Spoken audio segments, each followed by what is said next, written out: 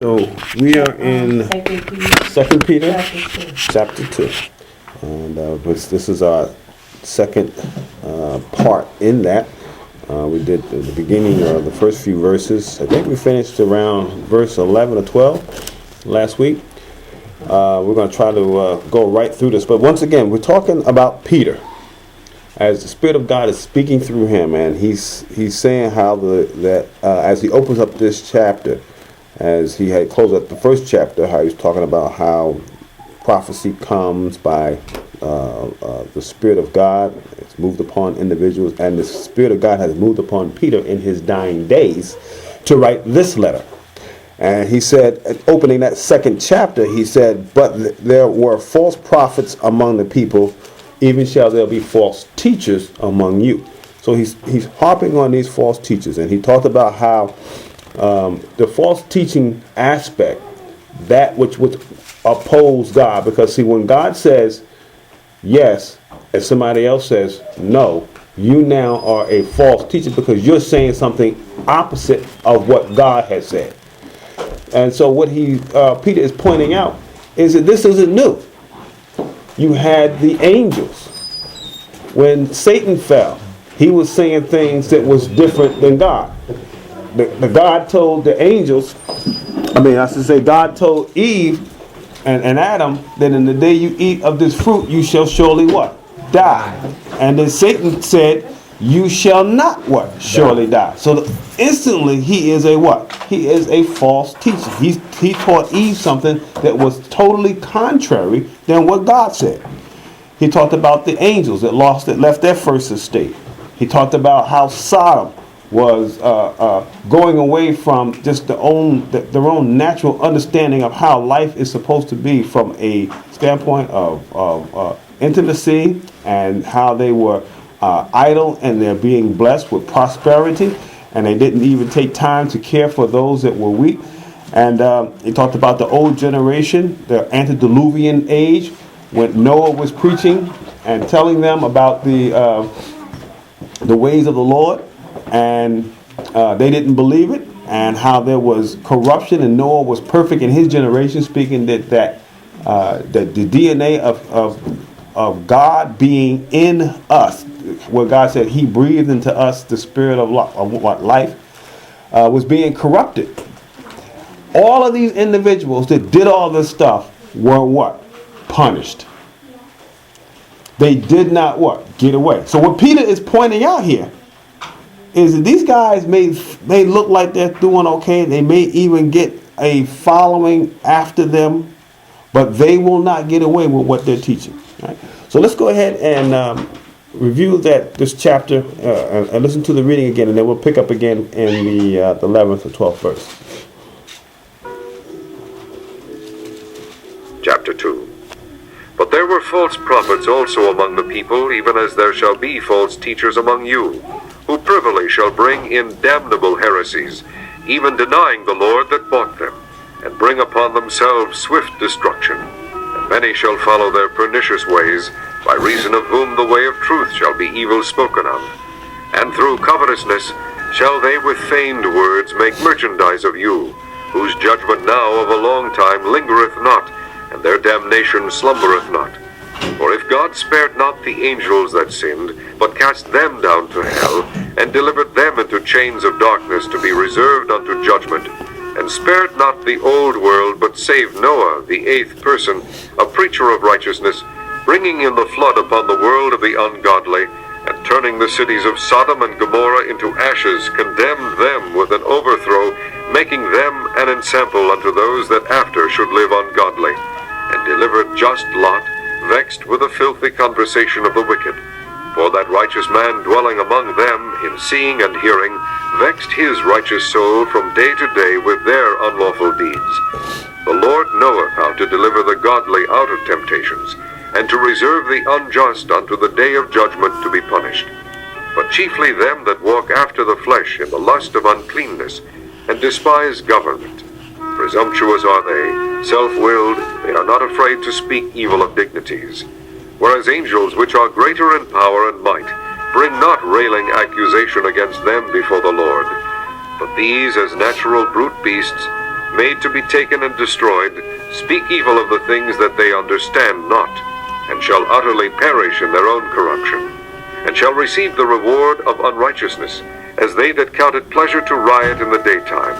Spots they are and blemishes, sporting themselves with their own deceivings while they feast with you, having eyes full of adultery, and that cannot cease from sin, beguiling unstable souls, and heart they have exercised with covetous practices, cursed children, which have forgotten the right way, and are gone astray, following the way of Balaam, the son of Bosor, who loved the wages of unrighteousness, but was rebuked for his iniquity.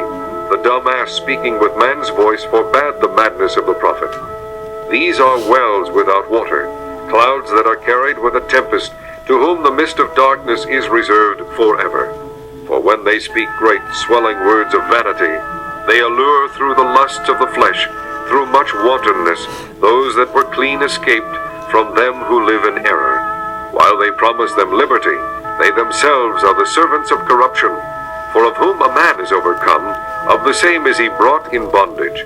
For if after they have escaped the pollutions of the world through the knowledge of the Lord and Savior Jesus Christ, they are again entangled therein and overcome, the latter end is worse with them than the beginning.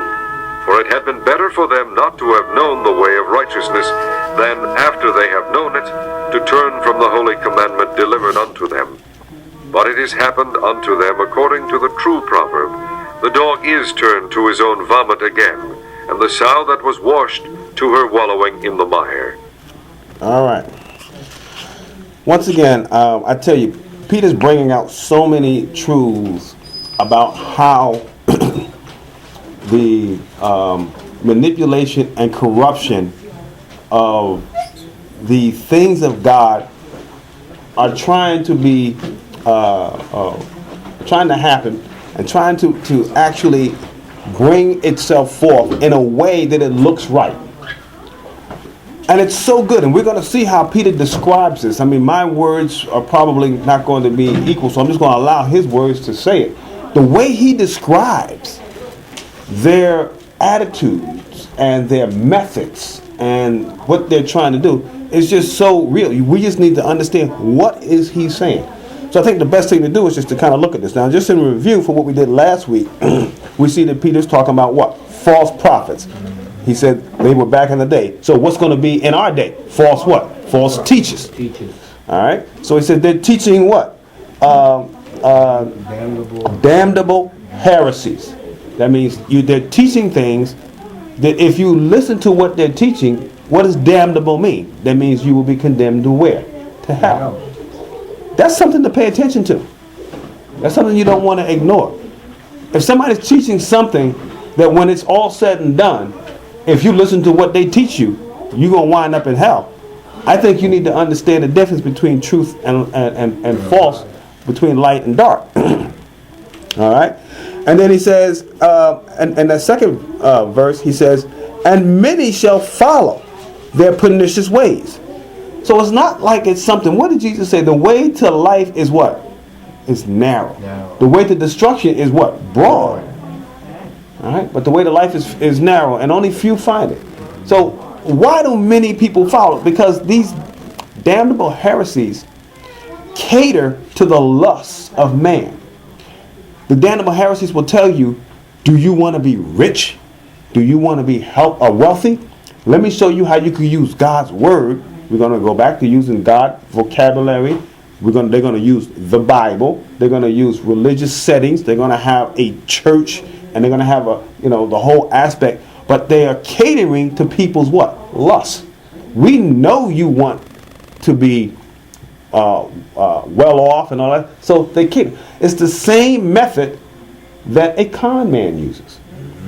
If a con man came up to you and says, listen, I want to talk to you, but when I'm finished talking to you, I'm going to end up stealing all your money. You're going to turn around and walk away. You ain't going to pay him. But a con man comes to you saying, how you doing? They're very, very polite. They know how to do things to gain your attention and to make you feel comfortable. And they get you to trust them. But in their back of their mind, their aim is, when it's all said and done, I'm stealing all your money. And these things happen all the time. Well, the devil, that's what he does. He is the ultimate con artist. And so his his followers follow after him. Jesus said that about the Pharisees. He says you are of your father the devil, because you do his what? His works. So that's why many will follow, because what he's doing is it's almost like he's saying, I'm gonna give candy to the baby. Now, if you're a parent and you said, I want to give candy to my baby all the time, and my baby's just going to love it, and they're going to love me, and every time they want cookies and cake and ice cream, you can have it. Well, what are you doing? You're killing the kid. The kid won't live long. All right? And that's what the devil does. The devil's trying to get you into a damnable heresy. And all of those people that follow that way, that sound good. All right? So we talked about that a lot on last week, but we keep going. And in verse 3, he picks up, it says, and through covetousness they shall they with framed words make merchandise of you. So he's using what? I use the word lust. He uses the word what? Covetousness. Through that covetousness, through his wanting to have more, and him knowing that you want more. I'm gonna make money. You gonna make money? No. He's the only one. That con artist is the only one who's gonna make money. All right. And how many times have we heard on the news where people's investments, their 401k, their retirement has been what? Lost, just wiped out. All right? Same philosophy, but the problem is that you don't want people that put their financial trust in people and get it wiped out. All right, that's tragic and it's bad. But what about your eternal wealth? Your soul. You don't want that to get wiped out. All right? And so, and it goes on in verse 4, as we review this, it says, for if God spared not the angels that sinned. This is what he's saying. These people are not going to get away with it, because he goes back to the angels that sinned. Remember we told you in the opening, where God said, do not eat of this fruit, for the day you eat of it, you shall surely what? Die. The devil came back and said, hath God said? Well, God knows that the day you eat of it, your eyes will be open. He said, you shall not surely die. That's what the devil said. So, what did the devil do? He said exactly the opposite of what God said. God said, if you eat it, you're going to what? Die. The devil said, if you eat it, you shall not surely die. It's a lie. So, those and that follow Satan's way, and when you go back to Genesis 6, you see some more interactions between the fallen angels and even man. And God says here, through Peter, for if God spared not the angels that sinned. So they didn't do what? They're not going to what? Get away with it. All right. Then you go all the way down. We talked about verse 5. It says, and spared not the old world, but saved Noah. So the antediluvian world, that hybrid race that was upon that earth, that was continuously multiplying. And the Bible said that every imagination of the individuals on the earth was evil continuously. All right, because this was a growing population on the earth of angelic DNA that was mixed with human DNA. And people say, well, why would God destroy the whole world? Why would God destroy all those human beings? Well, number one, they were already corrupted because they took on the nature of the fallen angels. God made man in his own what? Image. And so God said that he's going to redeem man by man. And so God was going to redeem man, bless you, by sending Jesus in the form of man. God coming in flesh. In the beginning was the Word was with God, and the Word was God. All right? And the Word became flesh. All right? That's Jesus, and he dwelt among us. All right? And so what Satan was trying to do was to corrupt that. If I can get rid of the godly